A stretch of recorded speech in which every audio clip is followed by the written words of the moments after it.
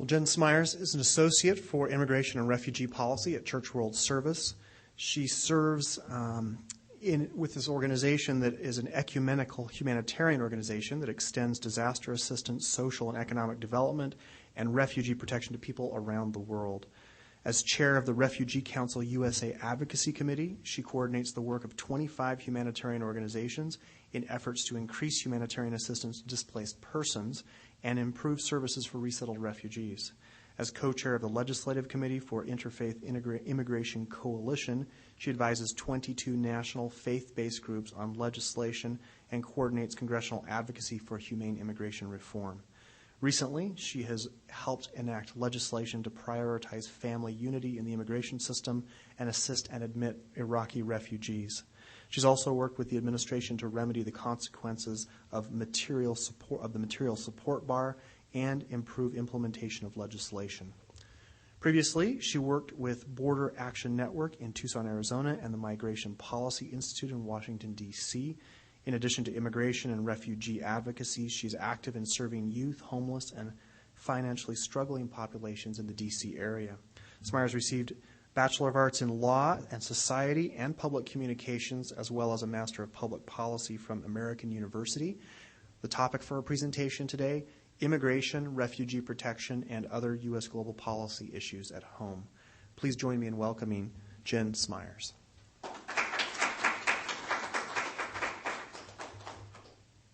Thank you so much for having me. It's always an honor to speak to BYU students, and this is actually my first time on the campus of BYU, so it's exciting for me.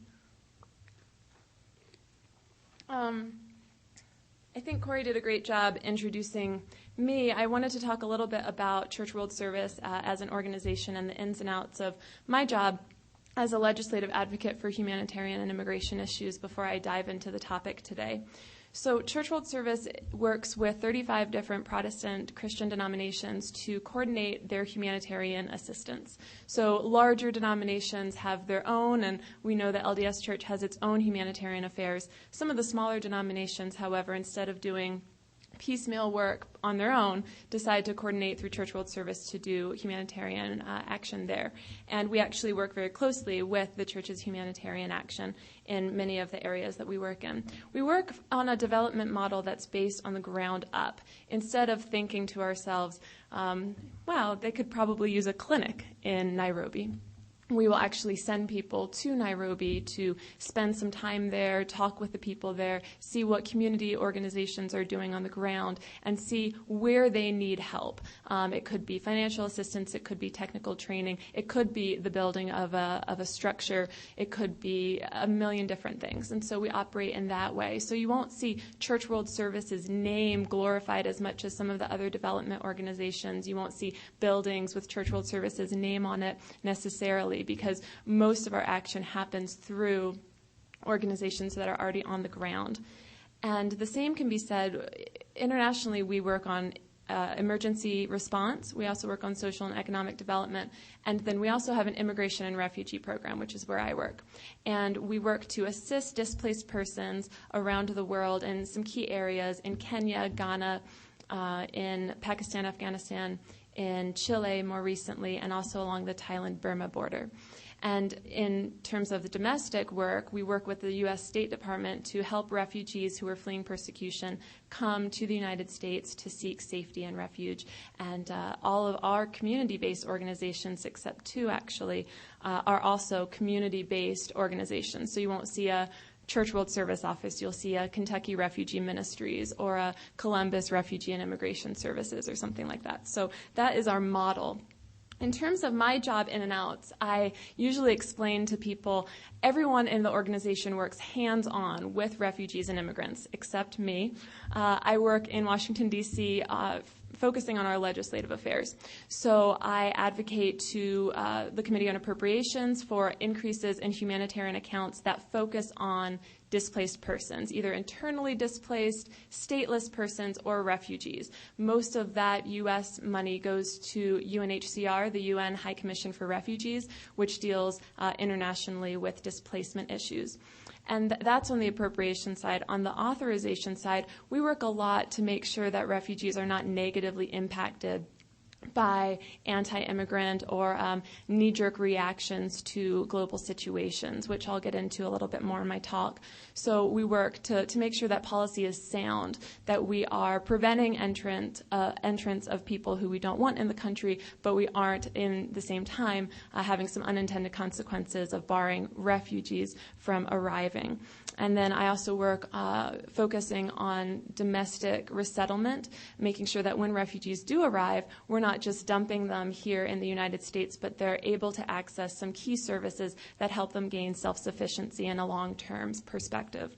And then in immigration reform, which I think is probably the more controversial part of my job that I get asked most about. We work for humane immigration policies that are practical solutions and are also focusing on the fact that immigrants are people. And I'll get a little bit more into the nitty-gritty and what our stance is on that.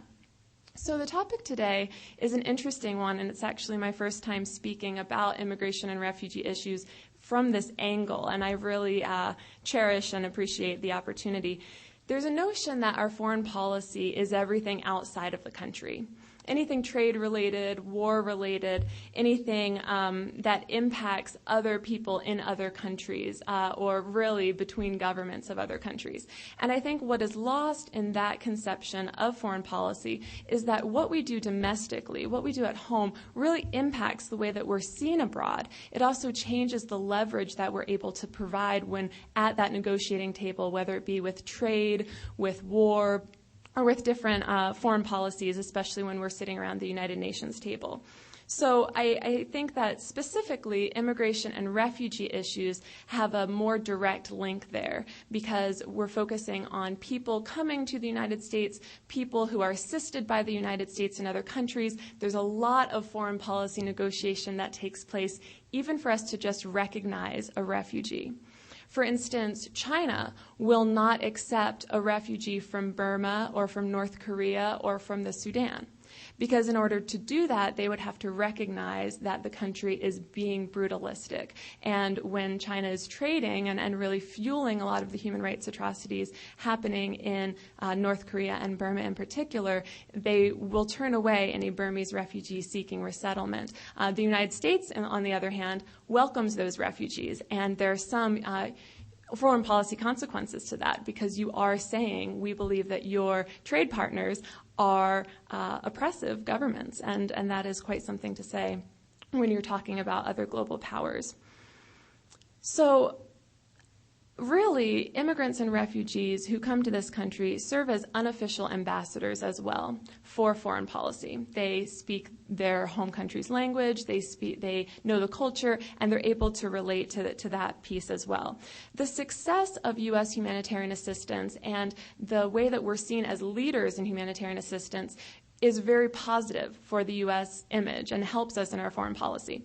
On the other side, there have been embarrassments.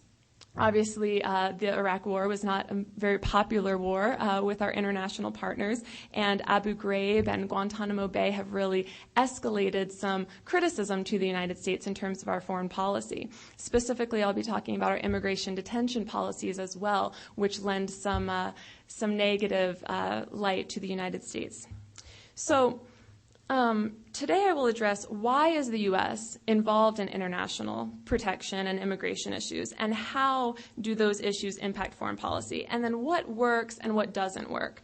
And for those pieces that don't work, what are some practical solutions that we can move forward together? So I'm just going to read through a couple different themes that I was thinking about how U.S. domestic policy impacts foreign policy. The first is in terms of why we even do humanitarian assistance, why we even welcome immigrants and refugees to our doors, is a moral obligation.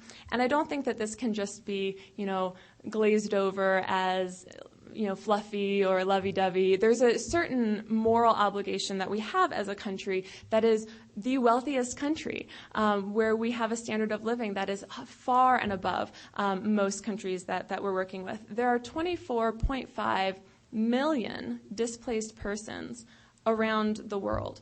And I think that is quite a statistic when you're talking about people who are not only homeless but have been displaced from their communities, displaced from their countries, and are seeking protection from a nearby region or a nearby country and are not able to receive it.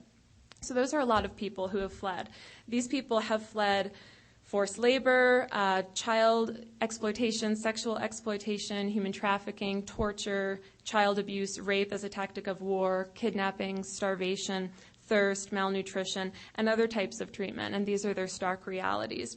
So the concept of to whom much is given, much is expected is certainly something that we as an organization take seriously. And I think that the inscription on the Statue of Liberty, give me your tired, your poor, your huddled masses yearning to breathe free, is not just a cliche. It's very, very much something that dictates how we view ourselves in foreign policy. And the U.S. has a history of providing safe haven to people, and even our very origins of a country where people fled to because of religious persecution really strikes people at the heart of our foreign policy.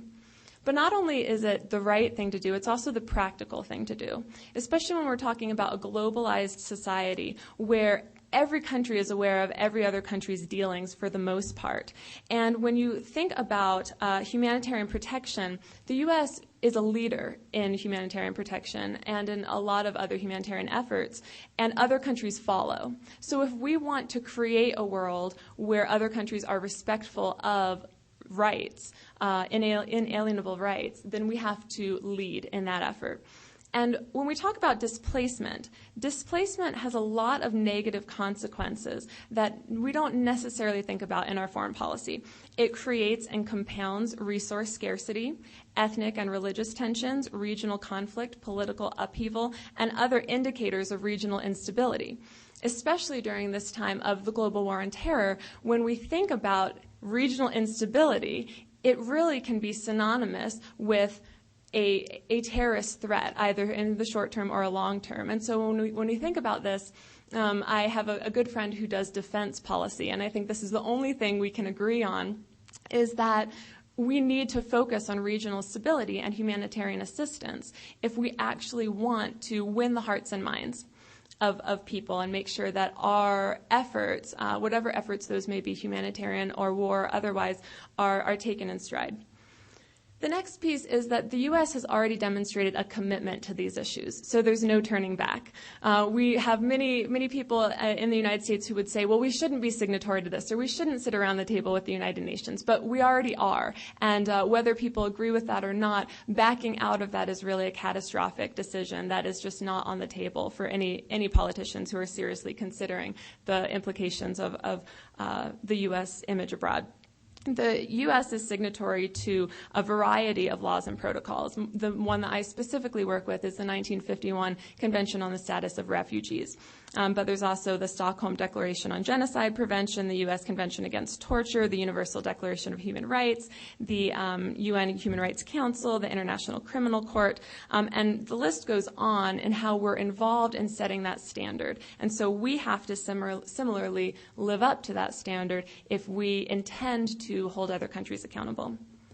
The next is trade, and this is one that is probably most articulated in terms of the trade-immigration link, in terms of the reverse relationship there.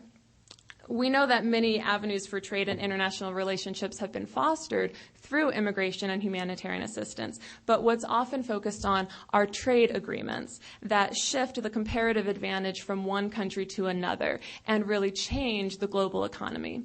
So specifically, when we talk about Mexico, Latin American, and South American countries, we can see this in a very clear way. And this is from my experience working along the Arizona-Mexico border.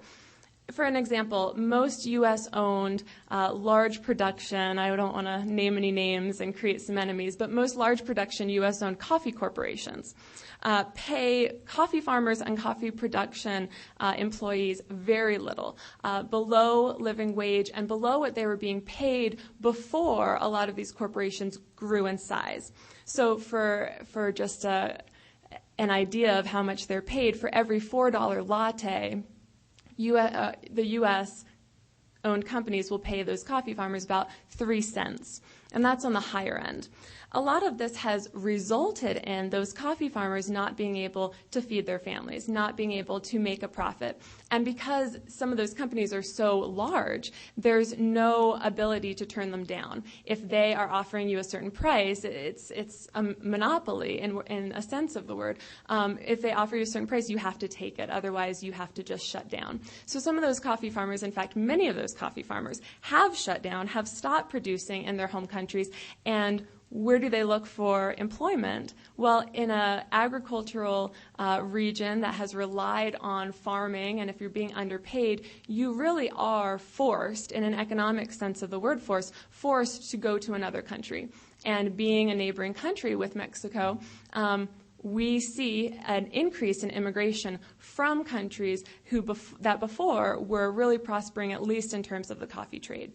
So fortunately, on the upside, most BYU students aren't contributing to this particular inequity, but it's one that can be seen in terms of powdered milk that the U.S. Contributes to Jamaica. It can be seen really in a lot of our trade policies regarding Haiti and the Dominican Republic as well.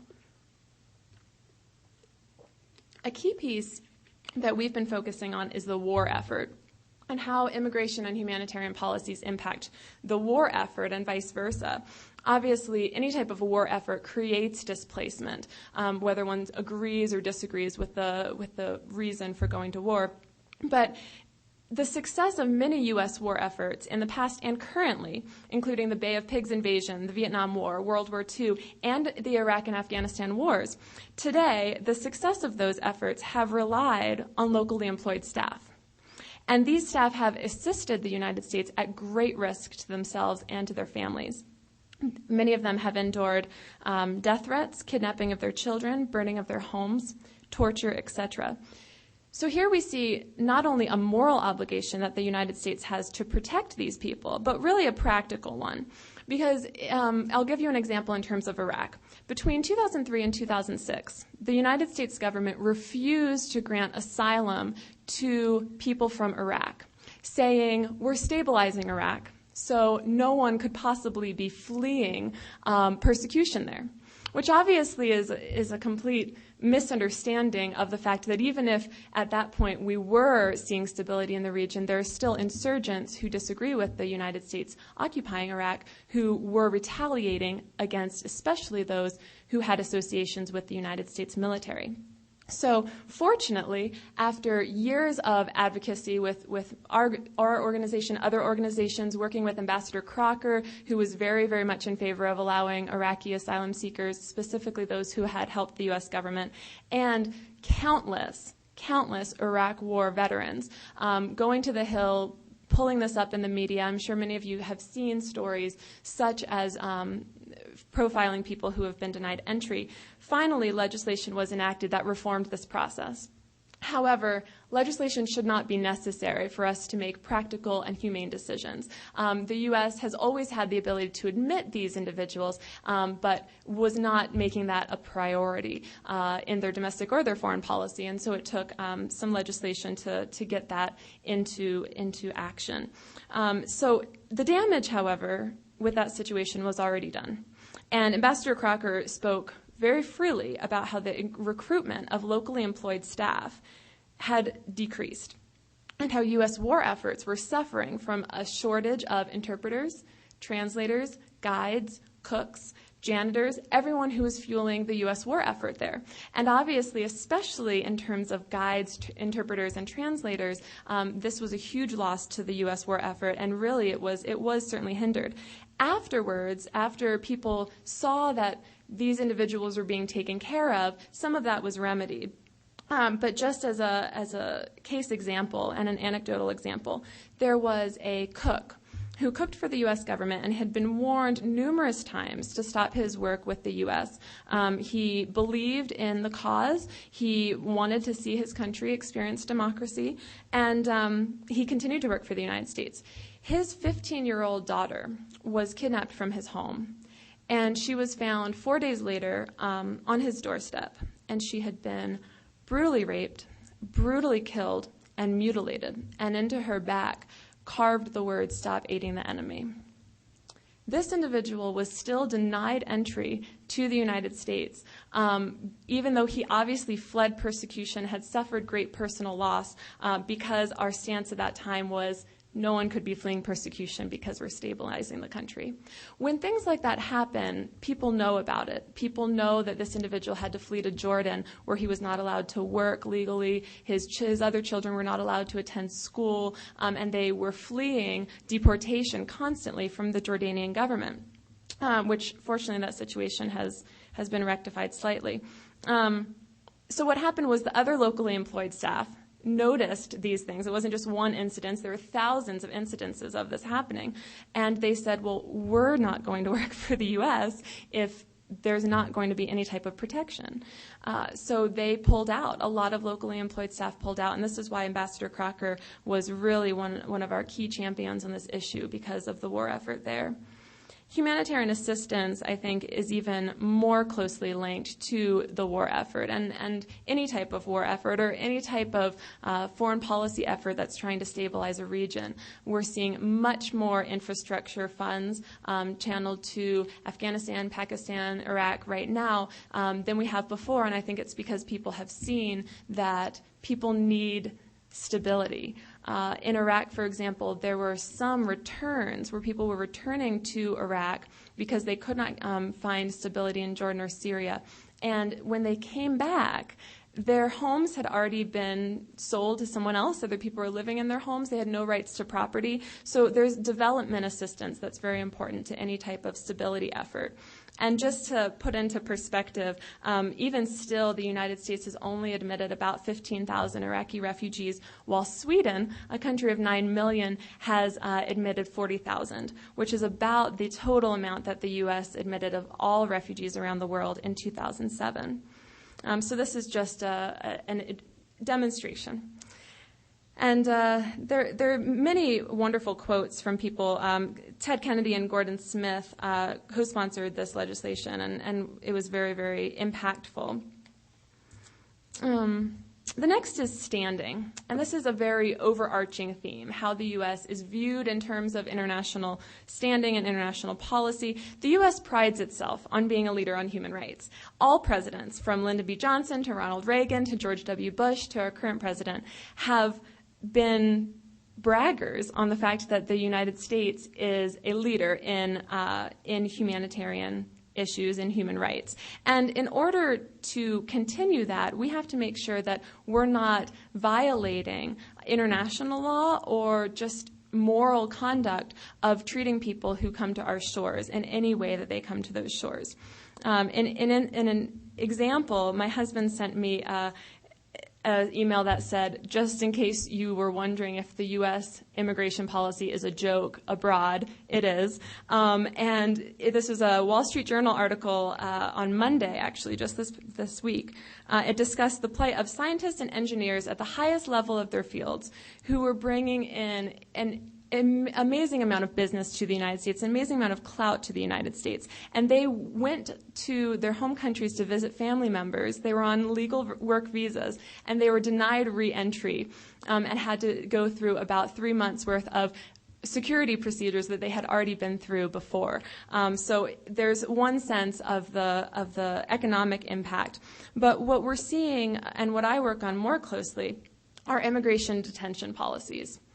When immigrants arrive to the United States as asylum seekers, or if they're undocumented entries, they are put in detention facilities. There are about 400,000 immigrants who are detained in detention facilities every year. And unlike the prison system in the United States, which is codified, has enforceable standards, immigration detention policies have no standards. They have a list of would-be guidelines that are not enforceable by any sense of the imagination. There are 7 federally owned facilities who actually do follow a lot of those guidelines because they're the ones who created them. And then there are 7 private contract-run facilities who do not follow the standards at all. And then there are more than 200 local and statewide facilities that detain immigrants who have no codified standards, no guidelines at all that they need to take into account. And what has happened is the instances of lack of humane treatment are too numerous to count.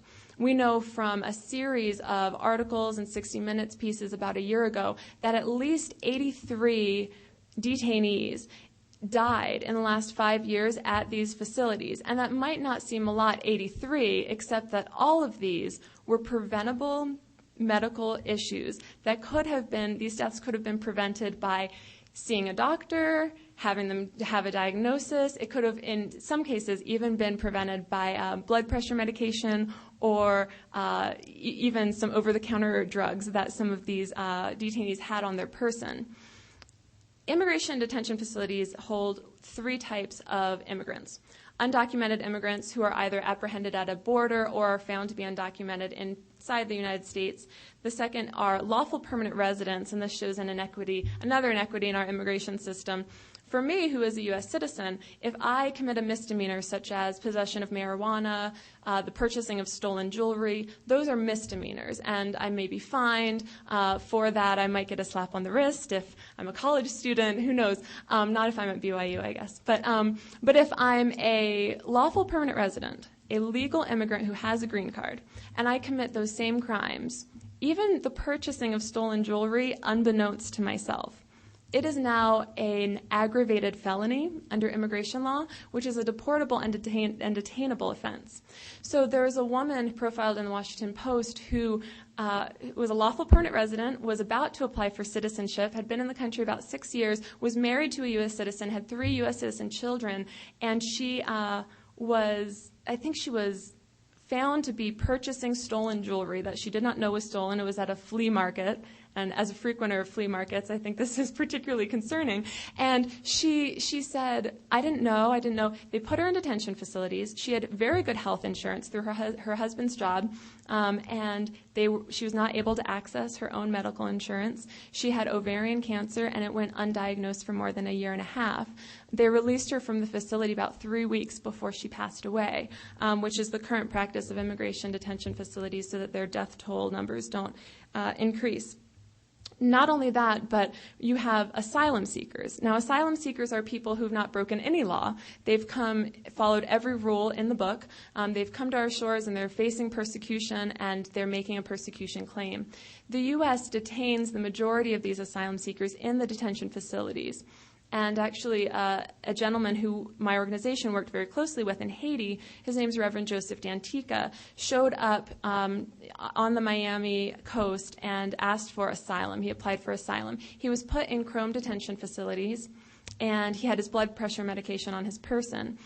All of that was taken away, and he was strip searched and given a jumper. When he experienced some symptoms about 3 hours later and called a guard and asked for his blood pressure medication. He was told it had been thrown away. When he continued to ask for assistance, he was repeatedly accused of faking his symptoms, was refused to even see a medical attendant, and about a day and a half later, Reverend Dantica died chained to his detention bed. This is not the way that we should be welcoming people, specifically those who are fleeing persecution. It's not the way to demonstrate a leadership profile in human rights. And it's something that really has been an embarrassment to the United States.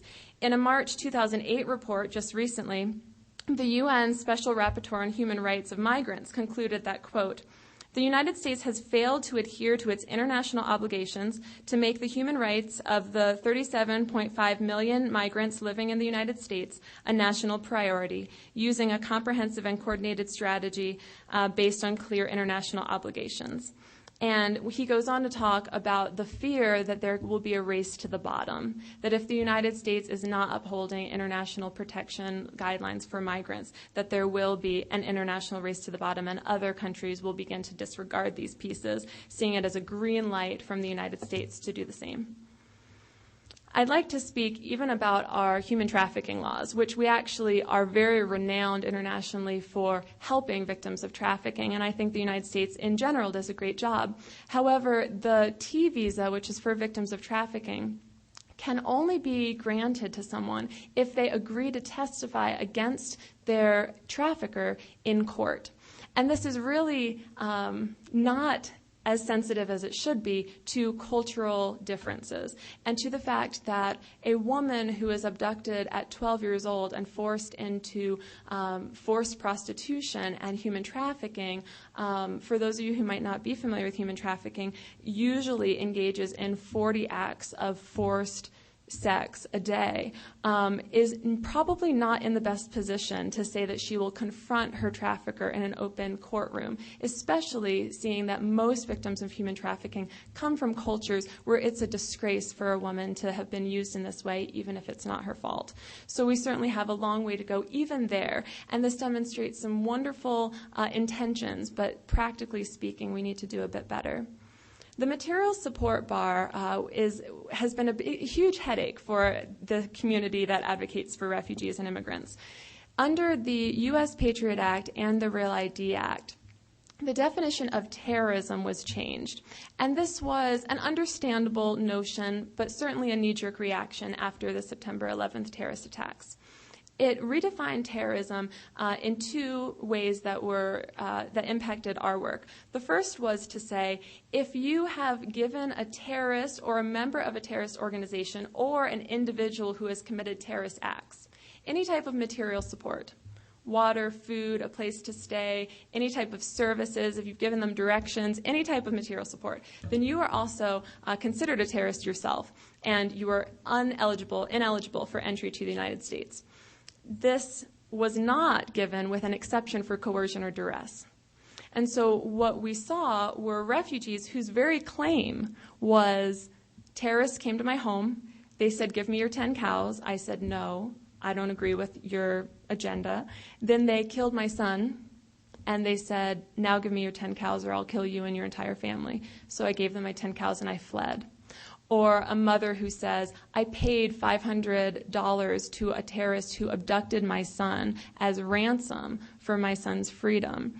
Or a Liberian woman who was kidnapped and forced to cook, clean, and perform sexual favors for her captors, then fled to the United States, was able to get away, and when she applied for refugee status, they said, you cooked and cleaned for a terrorist organization? You are ineligible for entry due to the material support bar. That was one way that it changed the law. The second way it changed the law is by saying anyone who's taken up arms against their own government, point blank, their own government, is ineligible for entry. Well, this created an even larger problem for people who had assisted the United States-led efforts in their own countries. Cubans in the Bay of Pigs invasion, Hmong and Montagnard ethnic minorities during the Vietnam War who acted as translators and guides for our troops. Even some people, although this was reformed very quickly after it got into the media, even some people who had aided our troops in Iraq were ineligible for entry even after some of the admissions bars were released. So this has been a huge headache and has really been an embarrassment to the United States, considering the fact that the United Nations has specific policy that if someone has been a victim of persecution so great by a terrorist organization that they were forced to give something under duress, the United Nations policy is to refer them to another country because the United States will not admit them or it will be an incredible hassle. I want to tell the story of Rita, an Iraqi Christian woman who worked for the Coalition Provisional Authority and helped manage the TIPS hotline. And that's where Iraqis can share critical information about wanted terrorists or pending attacks. Her supervisor wrote in her recommendation that her courage to support the coalition forces has sent an irrefutable message that terror will not rule, that liberty will triumph, and that the seeds of freedom will be planted. She applied for refugee status, but what happened while her application was pending, her 16-year-old son was abducted at gunpoint, and terrorists demanded $600,000 for his release. And her husband actually ended up paying the ransom, and then her husband divorced her and took her son because he felt that she had brought this upon their family. She fled to Syria with her other son and her daughter, and wasn't able to work, wasn't able to have access to humanitarian services. She came to the United States, but was once again denied because of the material support bar, and her her story was not believed. So there's a great quote from Senator Leahy who says, "We need to bring our laws back into the alignment with our values." And it talks about this material support bar. The next is religion, and the U.S. has a history of welcoming people to its shores based on religious and political persecution. But more than that, we know that the majority of people in the United States belong to a faith tradition that welcomes and really reveres immigrants and refugees.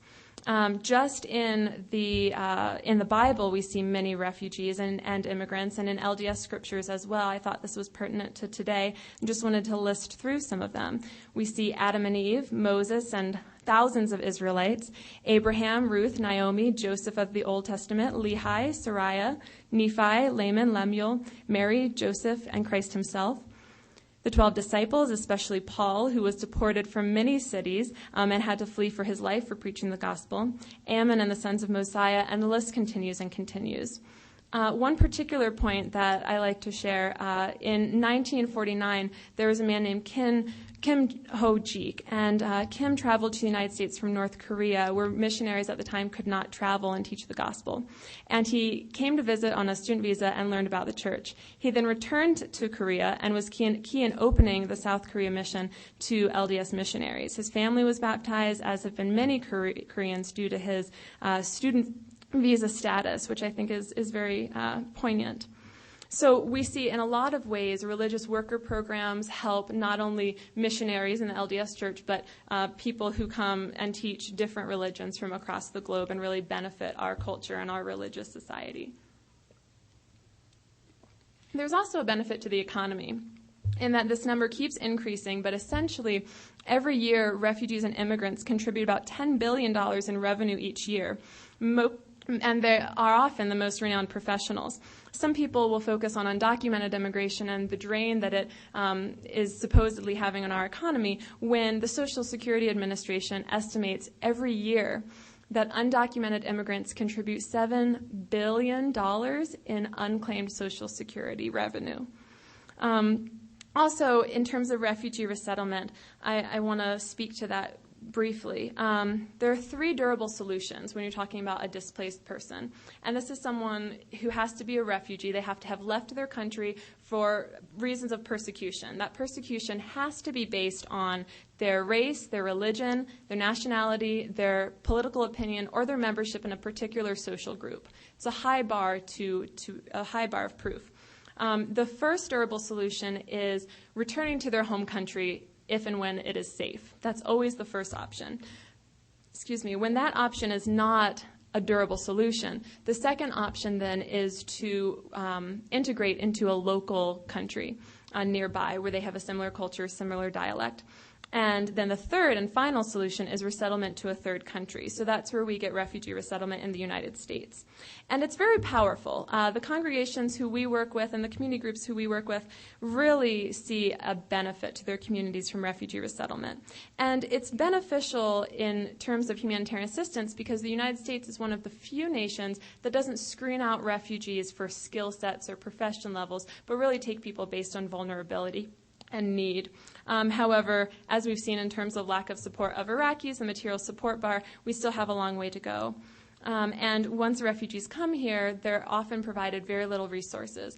In the 1980 Refugee Act, Congress mandated that refugees be provided at least 36 months of social services, and now that's been cut to 8 months. The budgets for Office of Refugee Resettlement, Bureau of Population, Refugees, and Migration have not increased substantially, even with cost of living or inflation, since essentially 1980. I want to skip to some of our broken immigration policies because I want to make sure we have some time for questions. Obviously, we've talked about the treatment of immigration detainees. We've also seen home invasion and workplace raids, especially in the last few years, escalate, and also internal enforcement escalate. This has really been negative for us in terms of foreign policy, in terms of rights of migrants. Not because we're enforcing immigration laws, because that is, of course, every country's right, but there are ways to do this where people who are drug smugglers, people who are perpetrators of human trafficking, people who intend harm for the country can be targeted, when instead we have gone into people's homes at 3 o'clock in the morning who have small children because we've received a tip that they might not have papers. And actually 20% of the time it's been found that that person is a U.S. citizen or is lawfully present. These people show up in full body armor with guns drawn. It's a very ridiculous situation when you think of the type of people who they're focusing on. And we've seen local police officers enforcing immigration law, which is a federal jurisdictional priority, which really goes against a whole bunch of federal predication laws. But what that has brought is really this fear and terror to communities that's not been very well received by the international community. Also, family separation.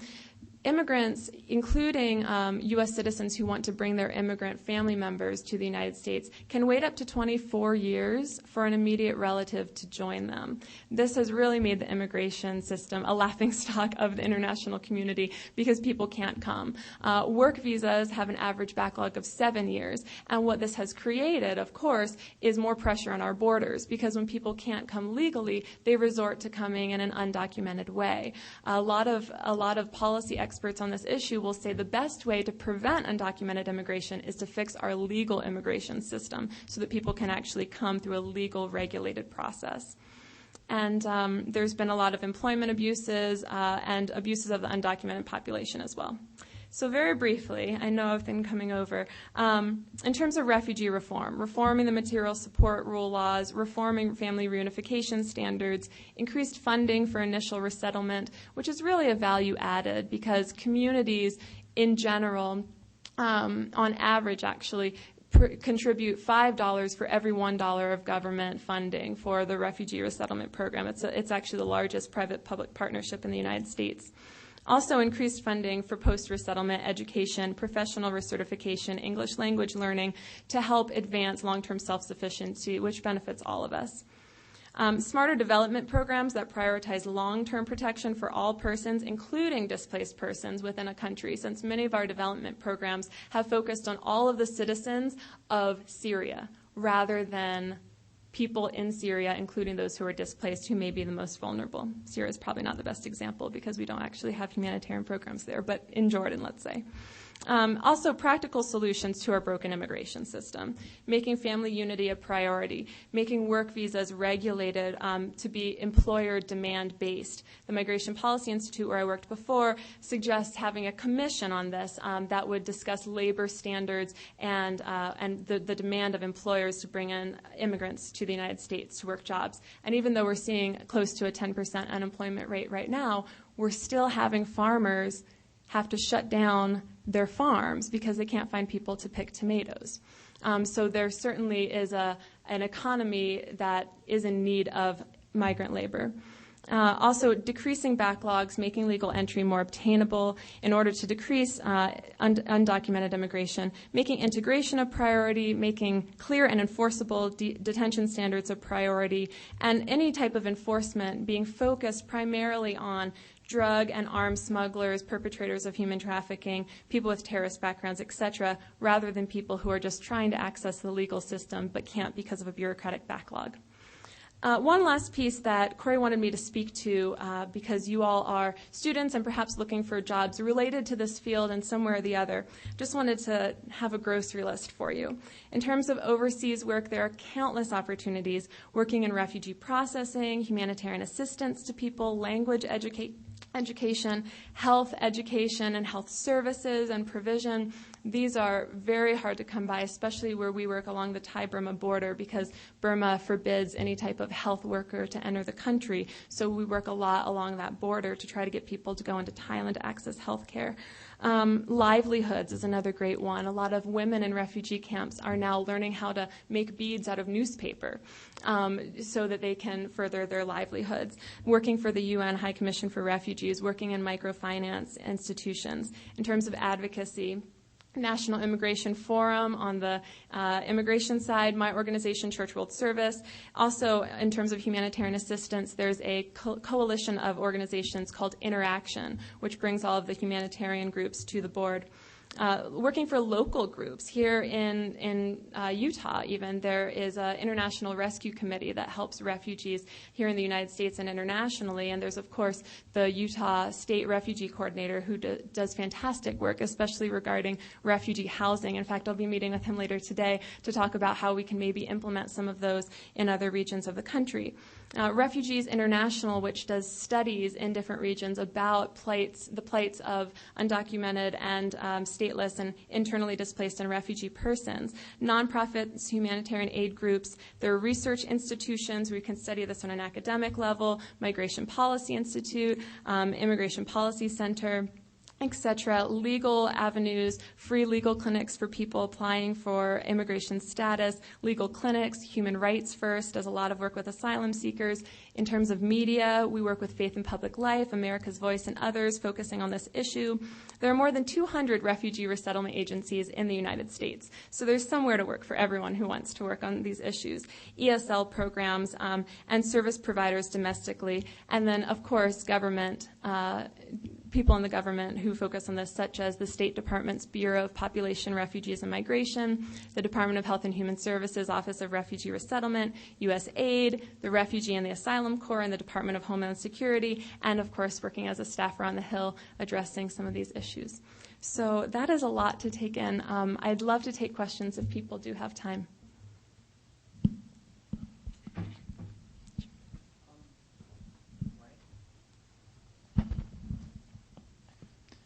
In your considered opinion, is immigration, if it was reformed, if the material bar were made more reasonable and all these things, do you think that would have a positive impact on America's economy in general?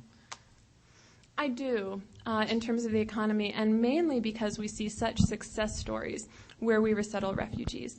So I'll focus on the refugee piece first. We have employers who rave about refugees. In fact, in Maine, they were experiencing their own economic recession. And when refugees came in, everyone at first said, who are these people? They look different. They talk different. And then they started opening businesses up in the main square where it had been dissipated. And they actually enhanced the entire economy. And Olympia Snow, who we met with last week, was really talking about how she credits the refugee community with this. In terms of immigration policy, absolutely. If worker visas were based on employer demands, it would really even out that playing field. It would really help us bring in who we need to bring in and make sure that we're not having people come in an undocumented way. The Border Patrol actually is the largest supporter of reforming the legal system because instead of finding a needle in a haystack, they will have less pressure on the borders when people can apply legally and can really target the people who they need to be targeting. In that way as well, when we have people here who can bring their families here, when people and their families are here in the United States, they earn their money in the United States and they spend their money in the United States rather than sending it home to their families who they're separated from.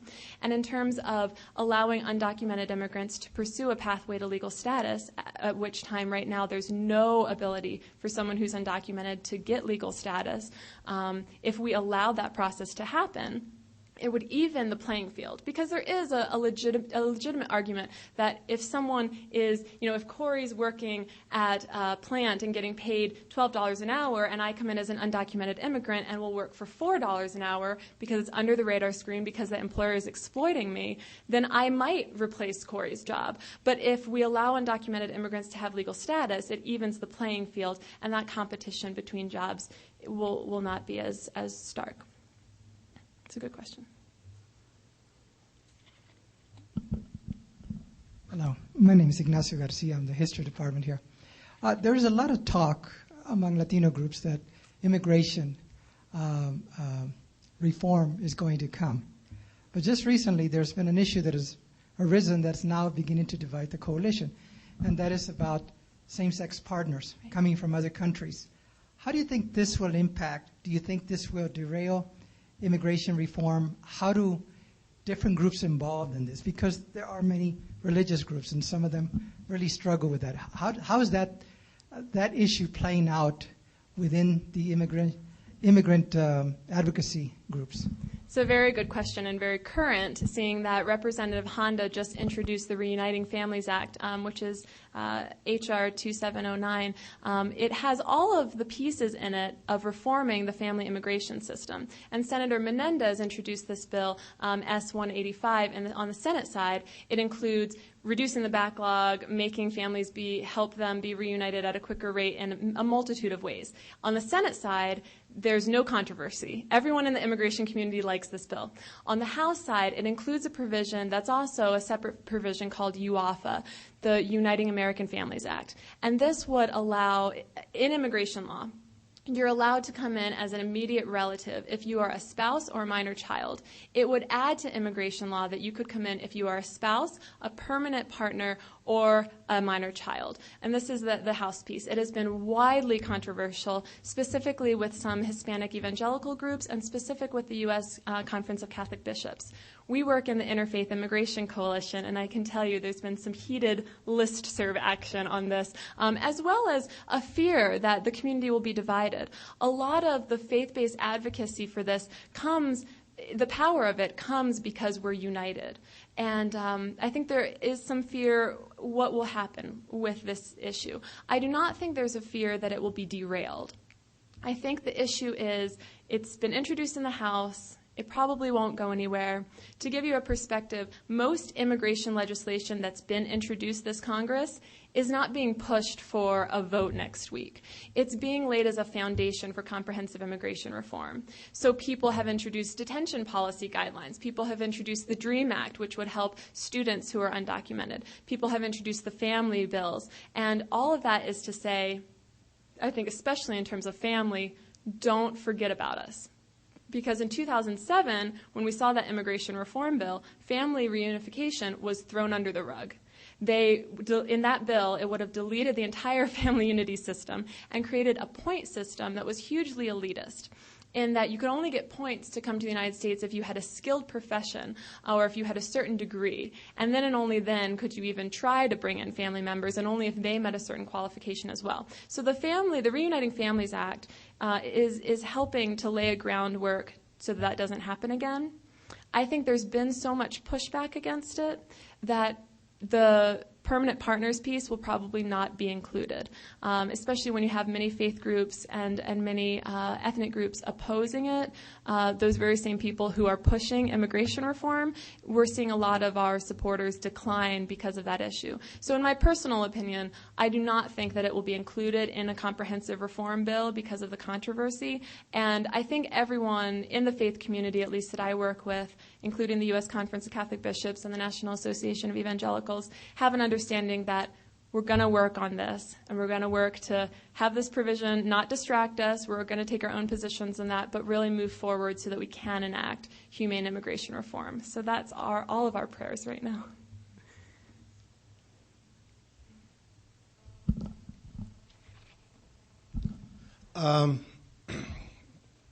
Has your organization been at all involved in the issues with solving the problem in Guantanamo? Specifically, I have in mind the recent, announced yesterday and today, the resettlement of the Uyghurs from China to Bermuda and Palau. Two nice places to go, but nevertheless not their first choice maybe. These people were guilty of nothing but, unfortunately, in the wrong place at the wrong time. And the U.S. courts have determined that. But there's less resistance in the United States of resettling some of these people in the United States, so we talk other countries into settling them there. Has your organization been at all involved in that discussion? Actually, yes, and thanks for asking the question. This is one of those discussions where I watch a lot of C-SPAN, and you watch C-SPAN on this issue and you just shake your head, because the Uyghurs in particular, like you said, Eric, have done nothing wrong. They're not terrorists. They're not being accused of any terrorist-related threats. And the narrow-mindedness of some Congress people and some senators is, we're not going to have anyone from Guantanamo come to the United States. point blank, we don't want them in our backyards, and which is really silly, seeing that we have some of the most hardened criminals in our penal system right now that have done much worse things than some of these individuals. However, we, Church World Service and our denominations, we sit at a board together, and at our last board meeting about 2 months ago, we spoke about this situation as it was rising, maybe about a month and a half. And we all agreed that Church World Service would push to resettle these individuals, the Uyghurs in particular, that we would push to help resettle these individuals. They have a well-founded fear of persecution. The United Nations recognizes their refugee claim, and we would push for this to be the case. We have advocated with the U.S. government and the U.S. Department of Homeland Security and the U.S. Department of State and the National Security Council to be able to help these individuals find resettlement in the United States. There was a hearing 2 days ago in the U.S. Senate on this very issue. And I came prepared to take notes, prepared to advocate for it, and then we heard the announcement that Bermuda and other countries have offered them resettlement. It is a very, very difficult advocacy push to try to get these people brought into the country because there's so much misunderstanding of who these people are, and they're lumped in the terrorist group. And if you're lumped in the terrorist group, as I can tell you for working on the material support bar for 4 years now, once that T word is used, it's a trump card. And whether it's right or it's wrong, once that information is out there, you can't win. So we're very pleased that they're being resettled by countries who will actually provide them help. And we have demonstrated a good faith effort to work with the U.S. government, but that probably isn't going to be likely. Thank you so much. I appreciate it.